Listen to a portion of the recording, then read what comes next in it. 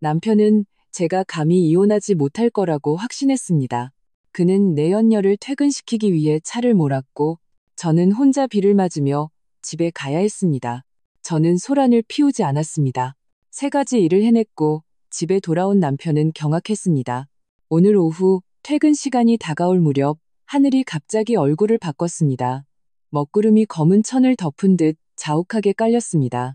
제가 책상 위 서류를 정리하고 있을 때 창밖에서는 갑자기 장대비가 쏟아지기 시작했습니다. 빗방울이 유리에 부딪히는 소리는 사무실 안의 말소리를 거의 덮을 정도로 컸습니다. 저는 핸드폰을 꺼내 시간을 확인했습니다. 이미 퇴근 시간이었습니다. 서둘러 남편 박민준에게 전화를 걸었습니다. 오늘 우산을 가져오지 않았으니 퇴근할 때 저를 데리러 오라고 미리 말해두었기 때문입니다. 전화벨이 몇 번 울린 후에야 연결되었습니다. 저편에서 박민준의 느긋한 목소리가 들려왔습니다. 여보세요? 왜? 저는 전화기에 대고 말했습니다. 민준 씨, 밖에 폭우가 쏟아져요. 나 우산 안 가져왔는데 어디쯤이에요? 언제쯤 우리 회사 앞에 도착할 수 있어요? 박민준은 전화기 너머에서 잠시 뜸을 들이다 말했습니다. 아, 말하는 걸 깜빡했네. 오늘 길이 좀 막혀서 아직 가는 중이야. 좀만 더 기다려. 차가 막힌다고? 저는 미간을 찌푸렸습니다. 우리 회사에서 집까지 가는 길은 이 시간이면 좀 막히긴 하지만 이렇게 오래 걸릴 정도는 아니었습니다. 제가 다시 물었습니다. 그럼 대략 얼마나 더 걸릴 것 같아요? 비가 너무 많이 와서 건물 아래에 피할 곳도 마땅치 않아요. 박민주는 약간 짜증 섞인 목소리로 말했습니다. 얼마나 걸릴지 내가 어떻게 알아? 차 막히는 걸 누가 정확히 예측할 수 있겠어? 그냥 좀 기다려. 재촉하지 마. 도착하면 전화할게. 그는 말을 마치자마자 전화를 끊어버렸습니다. 저는 핸드폰을 든 채 사무실 문 앞에 서 있었습니다. 마음이 편치 않았습니다. 벌써 30분 가까이 기다렸는데 박민주는 아직 도착하지 않았습니다. 게다가 방금 그의 말투는 분명히 성의가 없었습니다. 저는 회사 건물 1층 처마 밑으로 걸어나갔습니다. 밖에 폭우를 바라보니 빗물이 처마를 따라 흘러내려 물의 커튼을 만들고 있었습니다.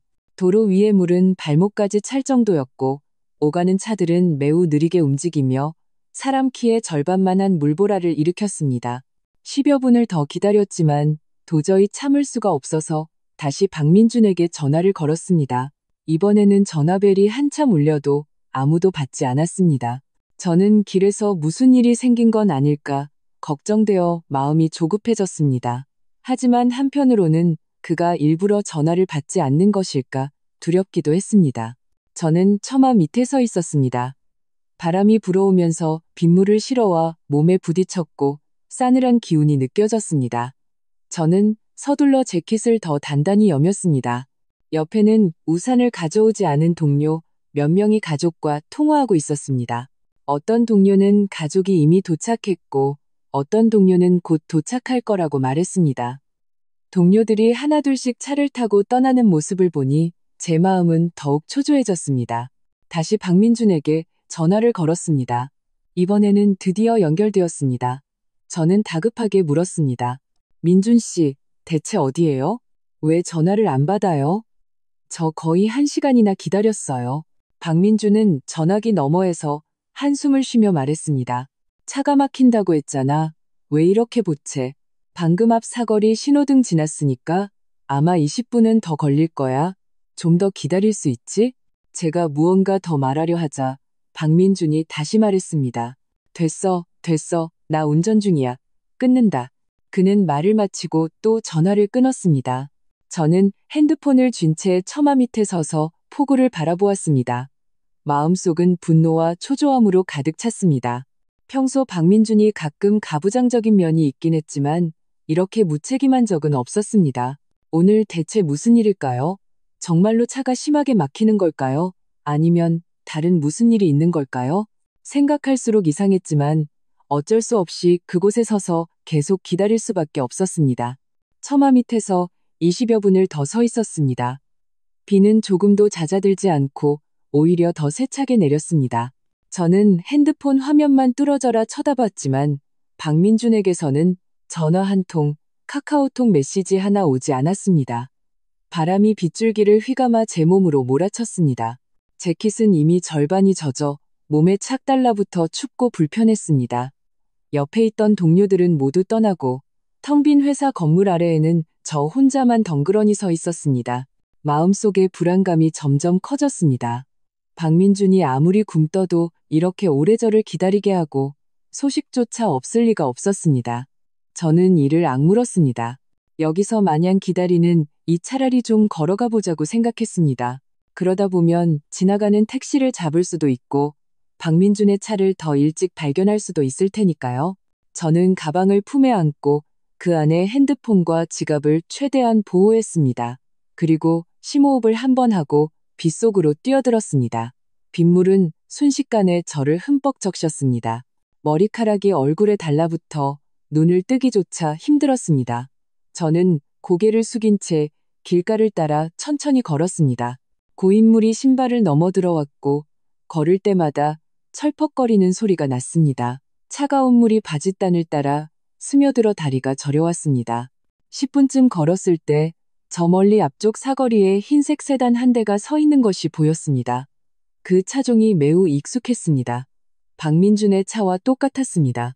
저는 마음이 동하여 서둘러 발걸음을 재촉해 몇 걸음 더 다가갔습니다. 그가 맞는지 확인하고 싶었습니다. 차에 가까워질수록 번호판이 선명하게 보였습니다. 틀림없는 박민준의 차였습니다. 하지만 박민준은 보이지 않았고 대신 조수석 문이 열리더니 핑크색 원피스를 입은 여자가 허리를 숙여 차 안으로 들어갔습니다. 손에는 정교한 핸드백을 들고 있었습니다. 그 여자는 한 번 본 적이 있었습니다. 예전에 박민준의 회사 앞에서 마주쳤을 때 박민준이 새로운 동료 이음이라고 소개했었습니다. 제 심장이 쿵 내려앉았습니다. 다가가서 물어보려던 찰나 운전석에 있던 박민준이 몸을 기울여 이음이의 안전벨트를 매주는 것이 보였습니다. 그리고는 손을 뻗어 그녀의 머리를 쓰다듬었습니다. 얼굴에는 제가 아주 오랫동안 보지 못했던 미소가 걸려 있었습니다. 이음이가 웃으며 무언가 말하자 박민준도 웃었습니다. 그리고 차에 시동을 걸어 천천히 앞으로 나아갔습니다. 저는 그 자리에 멈춰 섰습니다. 빗물이 뺨을 따라 흘러내렸습니다. 이것이 비인지 눈물인지 알 수 없었습니다. 그는 차가 막혔던 것이 아니라 이음이를 데리러 갔던 것입니다. 제가 우산도 없이 폭우 속에서 거의 2시간 동안 그를 기다리고 있다는 것을 뻔히 알면서도 그는 여기서 다른 여자와 웃고 떠들며 다정하게 안전벨트를 매주고 머리를 쓰다듬어 주고 있었습니다.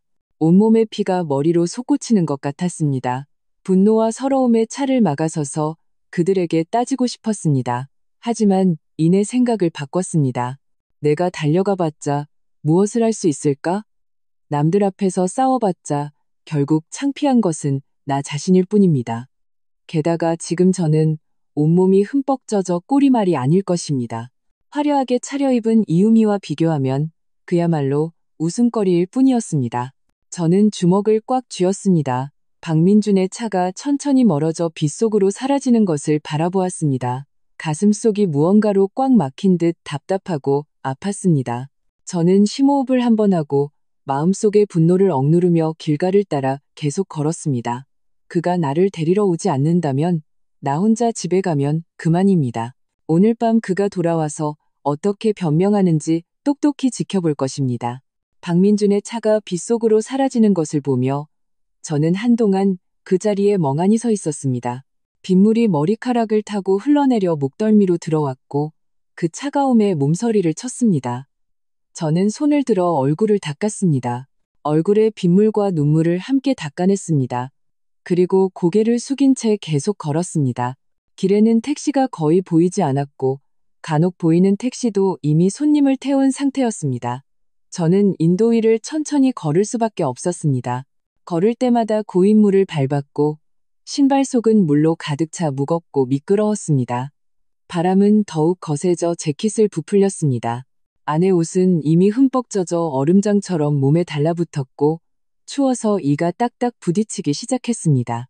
30분쯤 걸었을 때 다리가 시큰거리고 저려서 더 이상 걸을 수 없었습니다.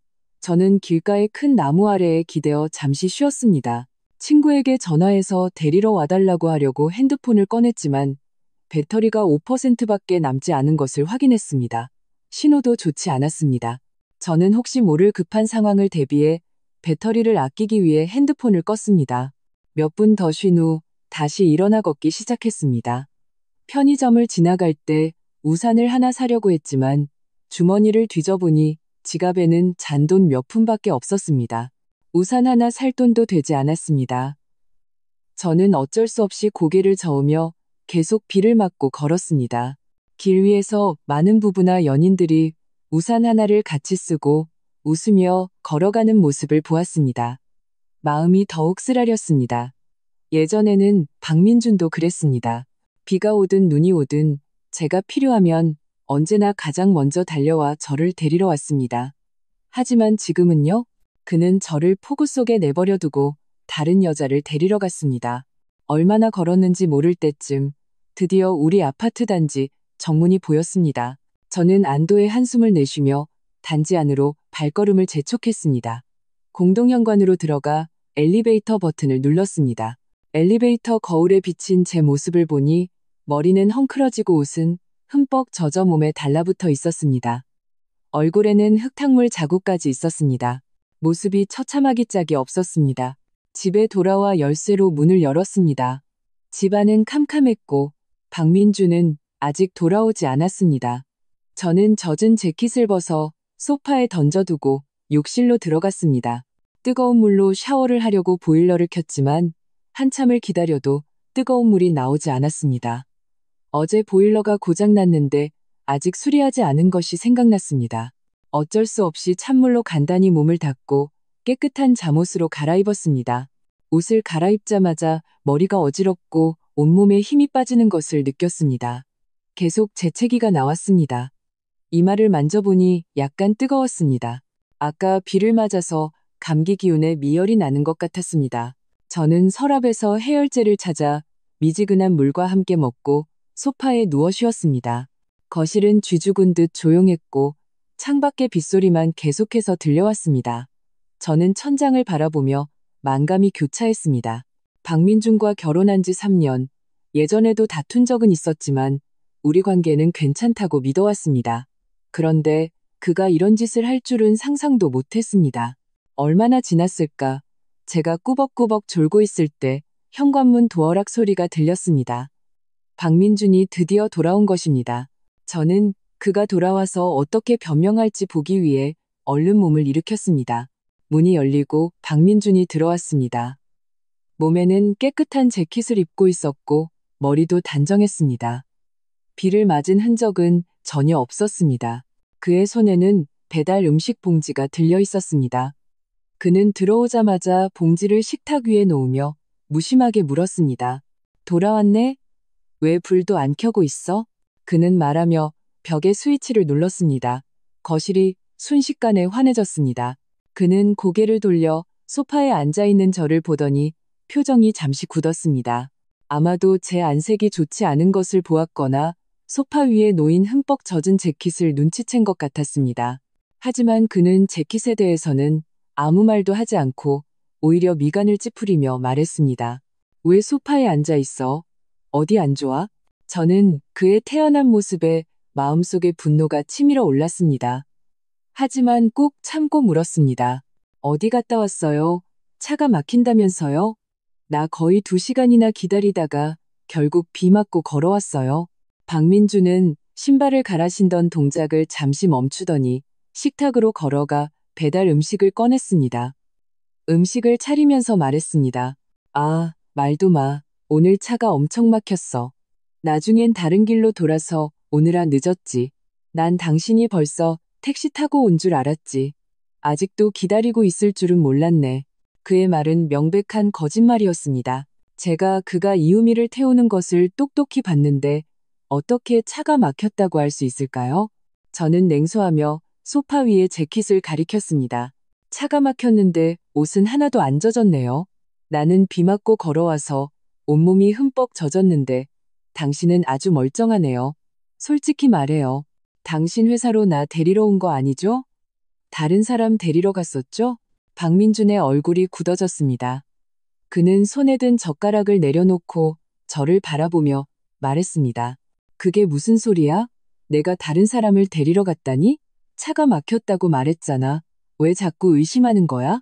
비 오는 날이라 기분 안 좋아서 일부러 시비 거는 거야? 내가 시비를 건다고요? 저는 화가 나서 몸이 떨렸습니다. 내가 폭우 속에서 당신을 2시간이나 기다렸는데 당신은 차가 막혔다고 말했어요. 그런데 결과는요?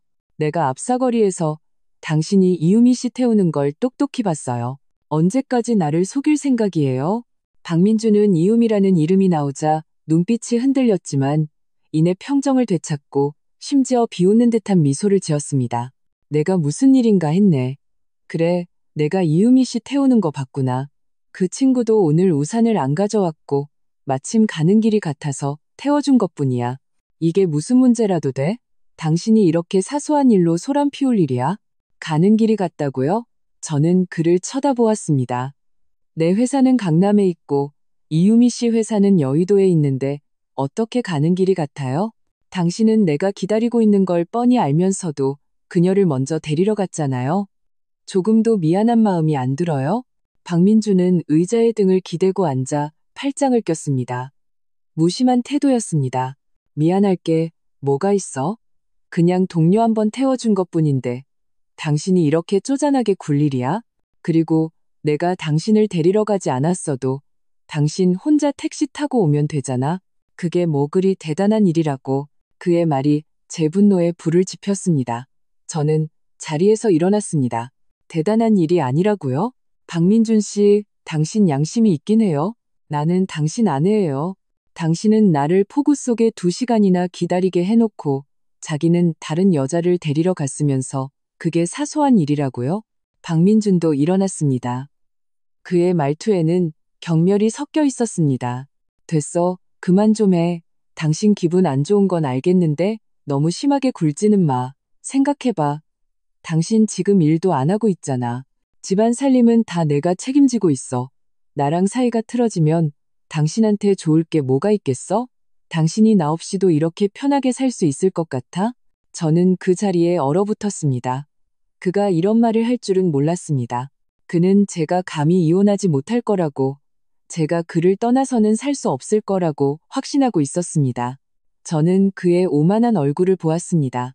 마음속에는 서러움과 분노가 뒤섞였지만 그보다 더 큰 것은 이존 칭싱함이었습니다. 이런 남자는 제가 미련을 가질 가치가 전혀 없었습니다.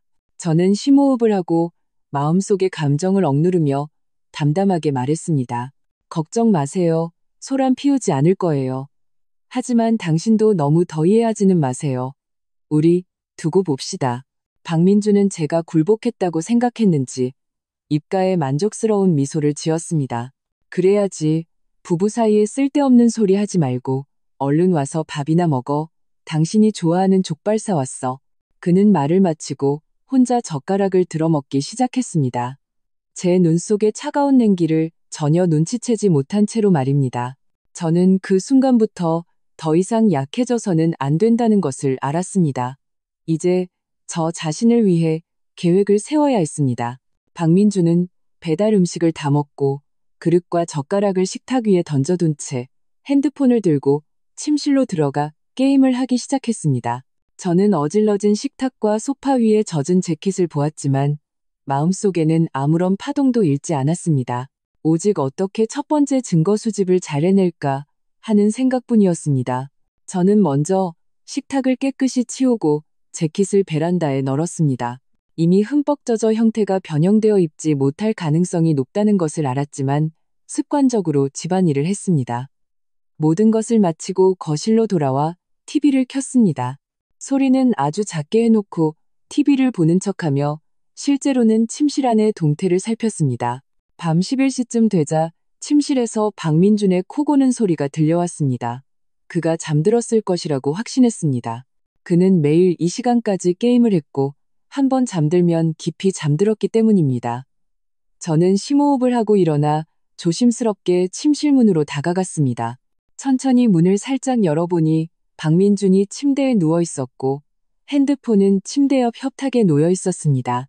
화면이 희미하게 빛나고 있는 것으로 보아 아직 게임이 종료되지 않은 것 같았습니다.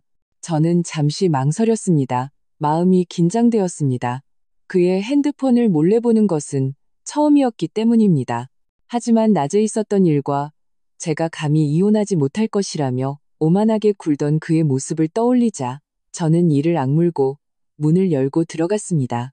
저는 협탁 옆으로 다가가 조심스럽게 그의 핸드폰을 집어들었습니다. 그를 깨울까봐 두려웠습니다. 그의 핸드폰 비밀번호는 우리의 결혼기념일이라 알고 있었습니다. 예전에는 그가 이 비밀번호에 의미가 있다고 말하곤 했는데 지금 생각하니 참으로 아이러니했습니다. 저는 핸드폰 잠금을 해제하고 게임을 종료한 뒤 카카오톡을 열었습니다. 카카오톡을 여는 순간 제 심장은 다시 한번 쿵 내려앉았습니다.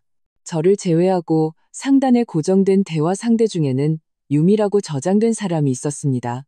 생각할 필요도 없이 이유미였습니다. 저는 그들의 대화 기록을 열었습니다. 그 내용은 제 온몸을 차갑게 만들었습니다. 이유미는 애교 섞인 말을 많이 보냈고 자신의 셀카도 여러 장 보냈습니다. 박민준의 답장은 매우 살가웠습니다. 자기야라고 부르며 집안일 정리되면 여행 데려가 줄게라고 말했습니다. 수백만 원에서 수천만 원에 이르는 카카오페이 송금 기록도 많았습니다. 가장 최근의 기록은 어제 보낸 500만 원으로 메모에는 유미 가방사라고 적혀 있었습니다. 저는 서둘러 이 대화 기록들을 하나하나 캡처해서 제 네이버 클라우드에 저장했습니다. 송금 기록 캡처본도 함께 저장했습니다. 이어서 그의 은행 앱을 열었습니다. 비밀번호를 입력하고 로그인했습니다. 그의 은행 비밀번호도 알고 있었습니다. 예전에 그가 제게 공과금 납부를 부탁하며 알려주었기 때문입니다. 최근 거래 내역을 살펴보니 이유미에게 보낸 돈 외에도 낯선 계좌로 상당한 금액이 여러 차례 이체된 것을 발견했습니다. 저는 그 계좌에 예금주 이름을 적어두었습니다. 박민준의 먼 친척형이었습니다.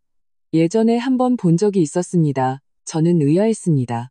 왜 그가 친척형에게 이렇게 많은 돈을 보냈을까? 재산을 빼돌리고 있는 것은 아닐까? 저는 이 이체 기록들도 서둘러 캡처해서 저장했습니다. 제가 은행 앱을 종료하려던 순간 박민준이 몸을 뒤척이며 시끄러워라고 잠꼬대를 했습니다. 저는 깜짝 놀라 재빨리 핸드폰 화면을 끄고 그 자리에 꼼짝 않고 서 있었습니다. 한참을 기다려 그가 다시 잠든 것을 확인하고 나서야 안도의 한숨을 내쉬었습니다. 저는 핸드폰을 들고 조용히 침실을 나와 핸드폰을 협탁 위에 다시 놓았습니다. 그리고 거실로 돌아와 소파에 앉았습니다. 클라우드를 열어 캡처한 사진들을 보았습니다. 마음이 시리고 아팠지만 그보다 더 큰 것은 확신이었습니다. 이 증거들이야말로 제 반격의 무기였습니다.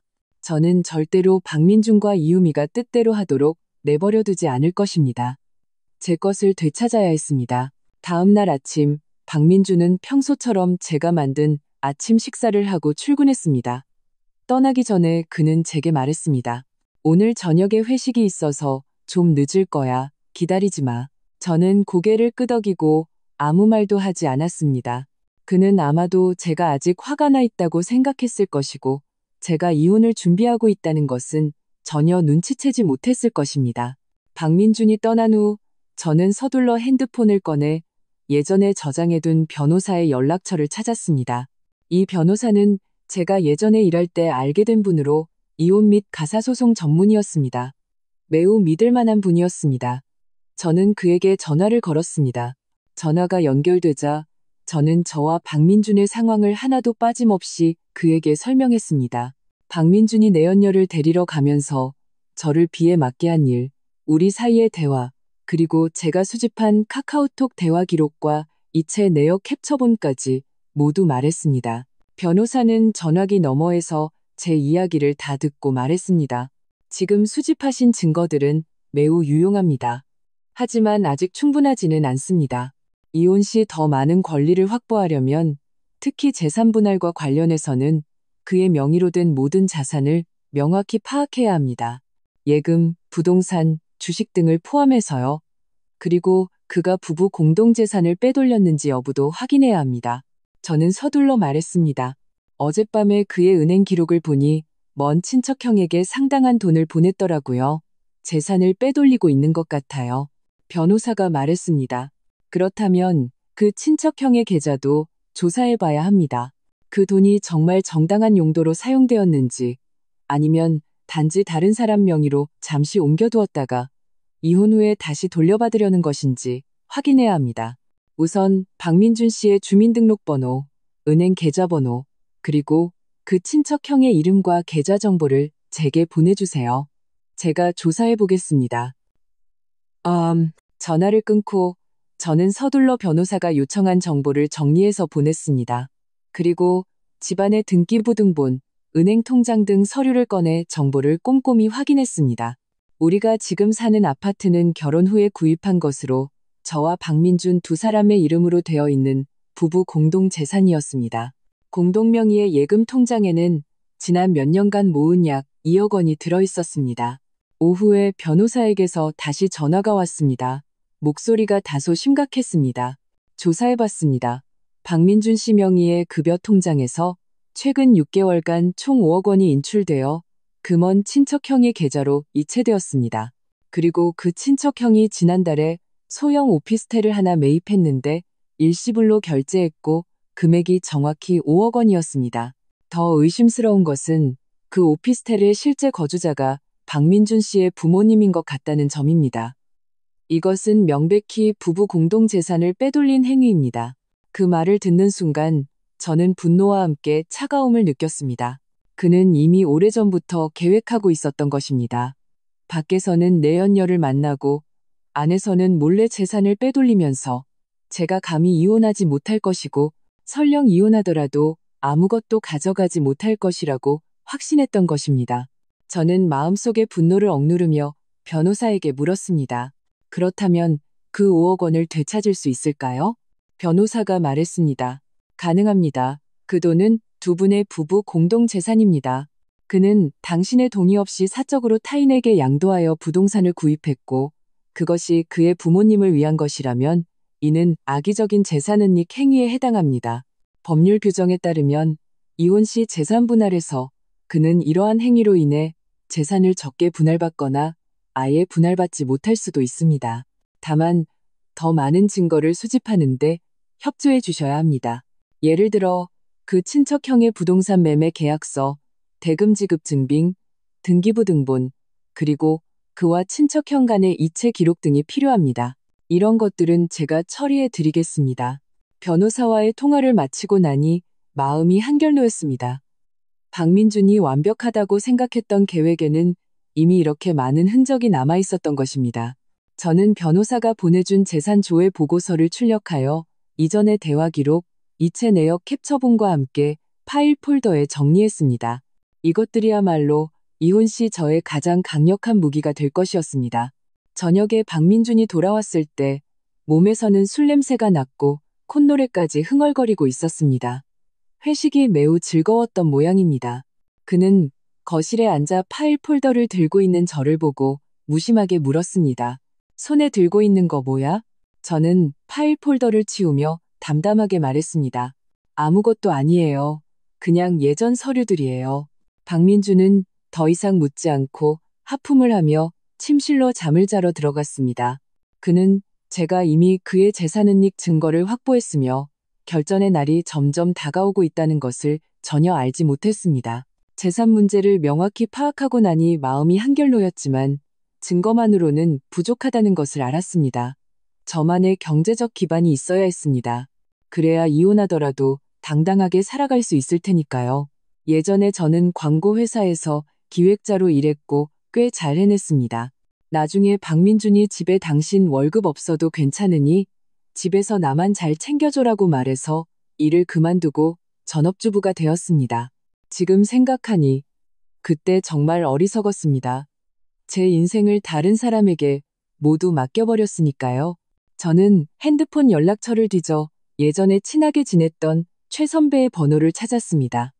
최 선배는 지금 다른 광고회사에서 팀장으로 일하고 있었고 인맥이 넓었습니다. 저는 그녀에게 카카오톡 메시지를 보내 요즘 바쁜지 잠시 이야기할 수 있는지 물었습니다. 얼마 지나지 않아 최 선배에게서 답장이 왔습니다. 지금 안 바빠. 무슨 일 있으면 바로 말해. 우리 사이에 뭘 그런 걸 따져. 저는 최 선배에게 다시 일자리를 찾고 싶다는 생각을 말했고, 제 현재 상황에 대해서도 간단히 언급했습니다. 자세한 내용은 말하지 않고 단지 경제적으로 독립하고 싶다고만 했습니다. 최 선배는 곧바로 답장을 보내왔습니다. 너 예전에 기획일 그렇게 잘했잖아. 문제 없을 거야. 마침 우리 회사에서 지금 경력직 기획자를 뽑고 있어. 내가 인사팀에 미리 말해둘게. 내일 면접 보러 와봐. 메시지를 보고 저는 매우 기뻤습니다. 서둘러 답장했습니다. 정말요? 너무 고마워요, 선배님. 내일 꼭 시간 맞춰 갈게요. 카톡을 마치고 저는 예전 이력서를 꺼내 업데이트하고 예전에 작업했던 기획안 몇 개를 정리해서 내일 면접 때 사용할 준비를 했습니다. 다음 날 아침 저는 일부러 단정한 옷을 찾아 입고 옅은 화장을 했습니다. 거울 속의 제 모습은 여전히 조금 초췌했지만 눈빛에는 확신이 더해져 있었습니다. 박민주는 아침에 집을 나서면서 단정하게 차려입은 저를 보고 조금 놀란 듯 물었습니다. 오늘 어디가? 저는 무심하게 대답했습니다. 오랜만에 친구들 만나서 쇼핑하기로 했어요. 박민주는 아하고는 더 이상 묻지 않고 돌아섰습니다. 저는 약속 시간보다 30분 일찍 최 선배가 있는 회사에 도착했습니다. 안내 데스크 직원은 최 선배가 이미 인사팀에 말해두었다며 회의실에서 잠시 기다려달라고 했습니다. 얼마 지나지 않아 인사팀장님이 들어와서 예전 경력에 대해 이야기하고 기획에 관한 몇 가지 질문을 했습니다. 저는 차분하게 모두 대답했습니다. 인사팀장님은 듣고 나서 고개를 끄덕이며 말했습니다. 경력이 저희가 찾는 조건과 아주 잘 맞네요. 저희 팀에 합류해 주셨으면 합니다. 연봉은 6천만 원으로 제안드립니다. 예전 연봉보다 높을 텐데 어떠세요? 저는 연봉이 이렇게 높을 줄은 몰랐습니다. 마음속으로 매우 기뻤습니다. 서둘러 말했습니다. 네, 좋습니다. 감사합니다. 팀장님. 인사팀장님은 웃으며 말했습니다. 잘 됐네요. 그럼 다음 주 월요일부터 출근하시면 됩니다. 그때 최 팀장님이 업무 내용을 안내해 줄 겁니다. 회사에서 나와 거리를 걸었습니다. 햇살이 몸 위로 비쳐 따뜻했고 마음도 환해졌습니다. 이제 일이 생겼고 경제적 기반이 생겼습니다. 더 이상 박민준의 눈치를 보며 살 필요가 없었습니다. 저는 핸드폰을 꺼내 최 선배에게 도움에 감사하다는 메시지를 보냈습니다. 최 선배는 고마워할 것 없어. 넌 원래 실력 있잖아. 앞으로 열심히 하면 더 잘 될 거야 라고 답장했습니다. 저녁에 집에 돌아와 합격 통지서를 가방에 넣고 박민준에게는 말하지 않았습니다. 박민준은 여전히 평소처럼 늦게 돌아왔고 몸에서는 술 냄새가 났습니다. 그는 제게 오늘 고객과 술을 많이 마셔서 큰 계약을 따냈다며 보너스를 받으면 가방을 사주겠다고 했습니다. 저는 그의 위선적인 모습을 보며 마음속에 아무런 감흥도 느끼지 못했습니다. 단지 담담하게 말했습니다. 필요 없어요. 제 물건은 제가 살 거예요. 박민주는 잠시 멈칫했습니다. 아마 제가 그렇게 말할 줄은 예상하지 못했나 봅니다. 그는 미간을 찌푸리고는 더 이상 말하지 않고 침실로 돌아갔습니다. 저는 거실에 앉아 가방 속의 합격 통지서를 보며 기대로 가득 찼습니다. 다음 주 월요일은 제 새로운 삶의 시작이고 박민준과 그의 계산들은 곧 끝날 것이었습니다. 월요일 저는 제 시간에 회사에 출근했습니다. 최 선배는 일부러 입구에서 저를 기다렸다가 사무실 환경을 안내해주고 팀 동료들에게 저를 소개해 주었습니다. 모두들 매우 친절했고 업무에 관한 많은 이야기를 나누며 제 긴장을 풀어주었습니다. 하루 종일 조금 피곤했지만 마음은 매우 충만했습니다. 자신의 능력으로 일하는 이 느낌이 집에서 전업주부로 있는 것보다 훨씬 좋았습니다. 저녁에 퇴근하고 집에 돌아와 문을 열자마자 소파에 앉아 TV를 보는 박민준이 보였습니다. 손에는 사과를 들고 갉아먹고 있었습니다. 그는 제가 돌아온 것을 보고 고개를 들어 저를 힐끗 쳐다보며 물었습니다. 오늘 어디 가서 쇼핑했길래 이렇게 늦게 와? 저는 신발을 갈아 신으며 말했습니다. 쇼핑 안 했어요. 저 일자리 구했어요. 오늘 첫 출근이었어요. 박민주는 사과를 갉아먹던 동작을 멈추고 놀란 표정으로 저를 쳐다보았습니다. 일자리를 구했다고? 갑자기 왜 일할 생각을 했어? 집에 돈이 부족한 것도 아닌데 그냥 집에서 편히 있으면 안 돼? 저는 그를 쳐다보지 않고 곧장 부엌으로 가서 물을 따랐습니다.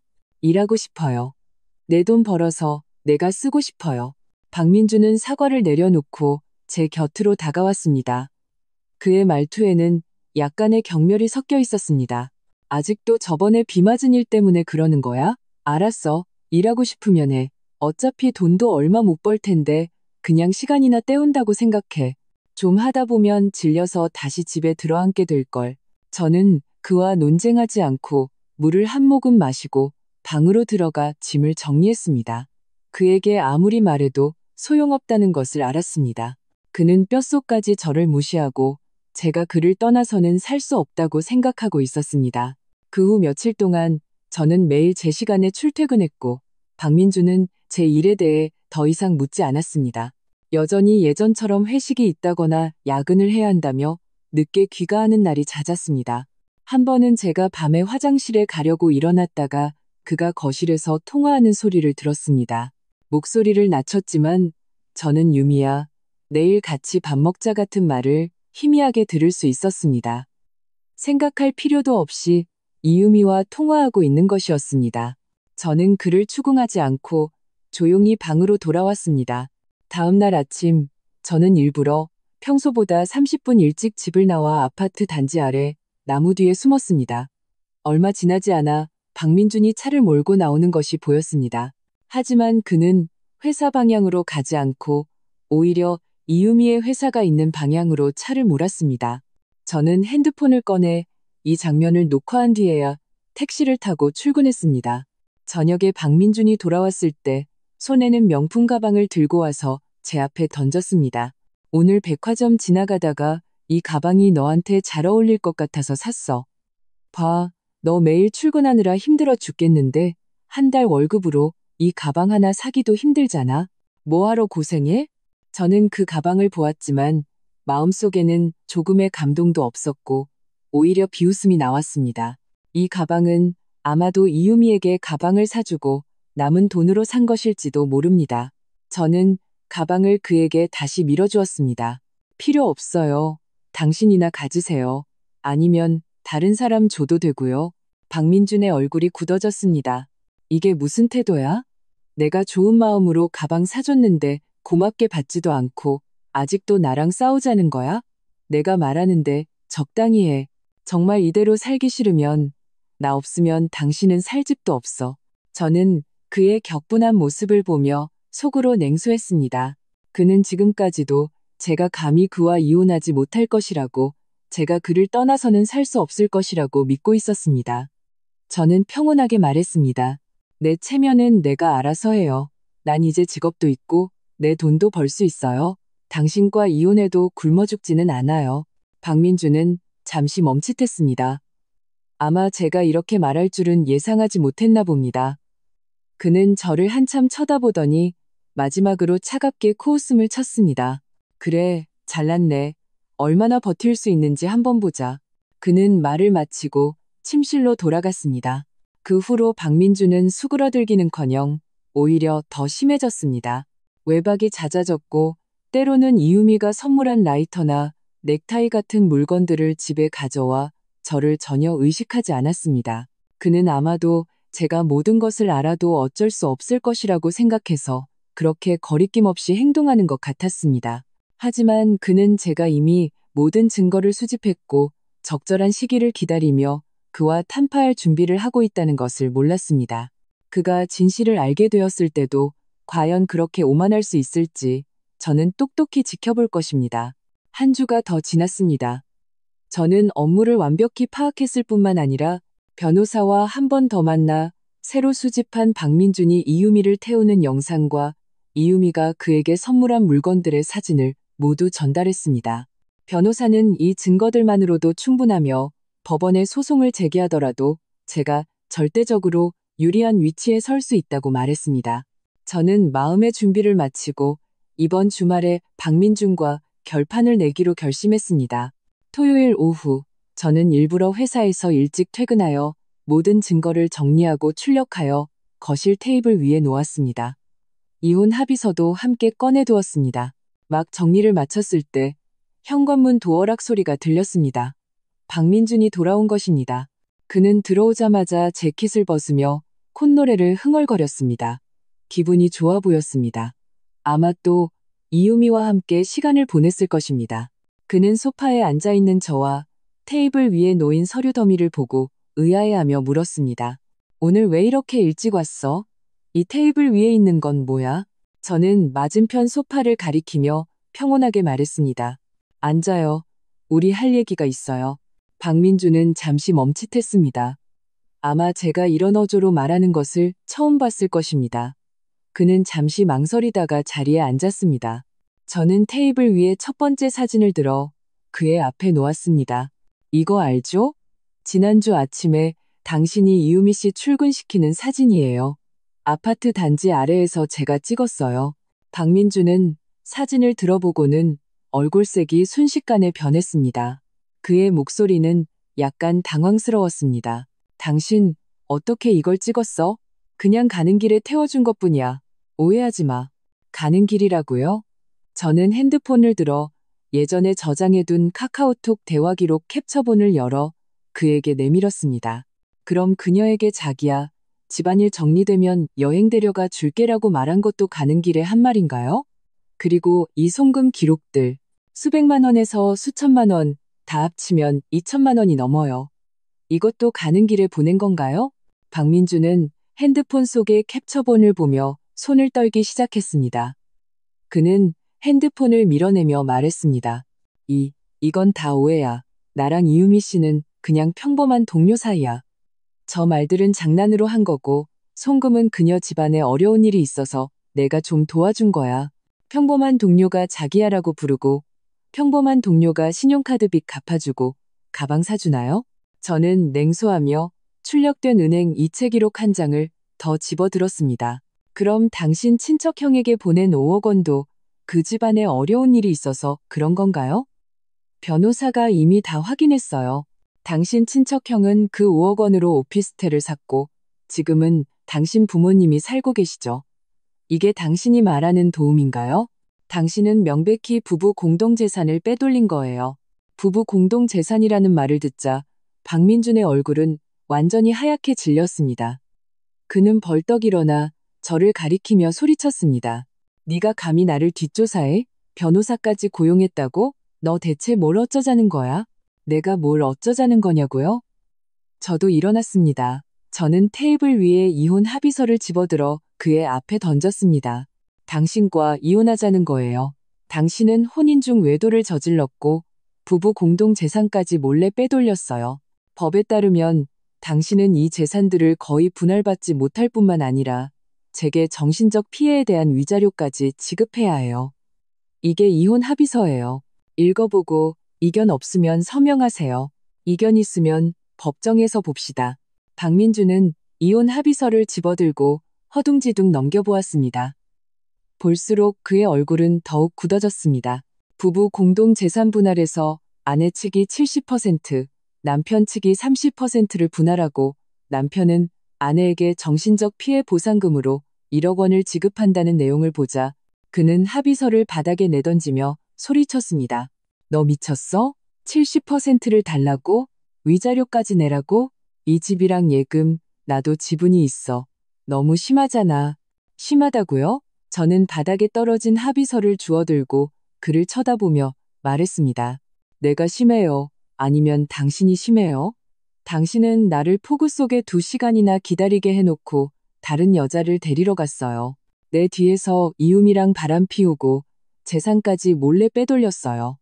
내가 감히 이혼하지 못할 거라고, 내가 당신 없이는 살 수 없을 거라고 확신했죠.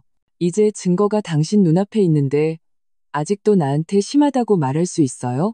박민주는 제 말에 아무 대꾸도 하지 못했습니다. 그는 입을 열었지만 한마디도 하지 못했습니다. 그는 제 확고한 눈빛과 테이블 위의 증거들을 번갈아 보더니 마침내 이번에는 제가 진심이라는 것을 깨달았습니다. 그의 기세는 순식간에 꺾였고 목소리도 부드러워졌습니다. 수진아, 내가 잘못했어. 한 번만 더 기회를 주면 안 될까? 앞으로 다시는 이유미랑 연락 안 할게. 빼돌린 재산도 다 되돌려 놓을게. 우리 이혼하지 않으면 안 될까? 저는 그의 애처로운 모습을 보았지만 마음속에는 조금의 동정심도 들지 않았고 오히려 역겨웠습니다. 저는 고개를 저으며 말했습니다. 기회는 이미 줬어요. 당신이 스스로 걷어찬 거예요. 이제 와서 무슨 말을 해도 늦었어요. 서명하든지 아니면 법정에서 보든지 당신이 선택해요. 저는 말을 마치고 그의 앞에 펜 한 자루를 놓으며 조용히 그를 쳐다보았습니다. 박민주는 제가 내민 펜과 테이블 위에 산더미처럼 쌓인 증거들을 번갈아 보았습니다. 그의 손가락이 몇 번 움찔거렸지만 차마 펜을 잡지 못했습니다. 그는 아마도 제가 마음을 돌릴 것이라는 헛된 희망을 품고 있었을 것입니다. 하지만 제 눈 속의 확고함은 그의 마지막 희망마저 앗아갔습니다. 약 10분간의 침묵 끝에 그는 마침내 펜을 집어 들었습니다. 떨리는 손으로 이혼 합의서에 서명했습니다. 서명을 마친 그는 펜을 테이블 위에 던지고 두 손으로 머리를 감싸 쥐었습니다. 그의 목소리에는 울음기가 섞여 있었습니다. 수진아, 나 정말 잘못했어. 정말 한 번만 더 기회를 줄 수는 없는 거야? 우리 그래도 결혼한 지 3년이나 됐잖아. 저는 서명이 끝난 이혼 합의서를 챙겨 파일 폴더에 넣으며 차갑게 말했습니다. 결혼 3년?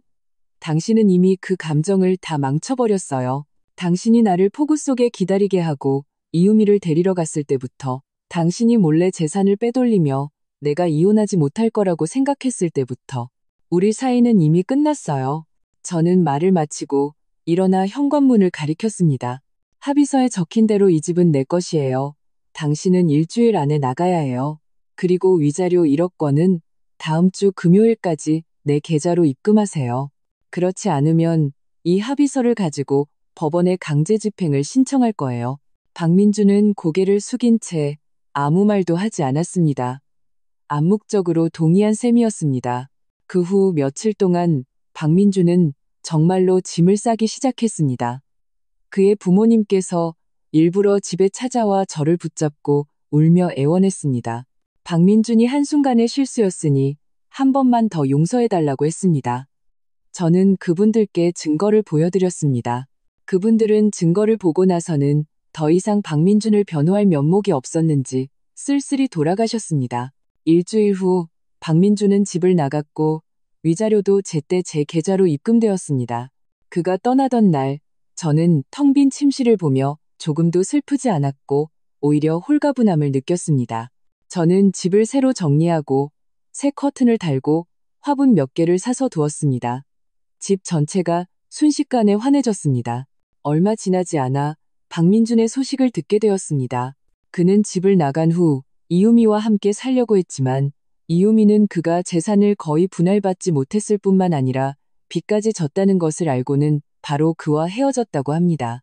그는 친척형을 찾아가 예전에 빼돌렸던 5억 원을 돌려달라고 했지만 친척형은 그 돈으로 이미 오피스텔을 샀기 때문에 돌려줄 수 없다고 하며 그와 크게 다퉜다고 합니다. 지금의 박민주는 작은 원룸에 새들어 살고 있고 일도 컨디션 난조로 실수를 연발하여 상사에게 여러 차례 질책을 받았다고 합니다. 그의 삶은 엉망진창이 되었습니다. 한 번은 마트에서 박민준을 마주쳤습니다. 그는 낡은 재킷을 입고 머리는 헝클어져 있어 매우 초췌해 보였습니다. 그는 저를 보고 말을 걸려고 다가왔지만 저는 그대로 그를 지나쳤습니다. 저는 더 이상 그와 어떤 관계도 맺고 싶지 않았습니다. 제 새로운 삶은 이미 그와는 아무런 상관이 없었습니다. 지금의 저는 일이 점점 더 잘 풀리고 지난달에는 월급도 올랐습니다. 주말에는 최 선배와 함께 등산을 가거나 영화를 보고 가끔은 친정엄마 댁에 찾아뵙기도 합니다.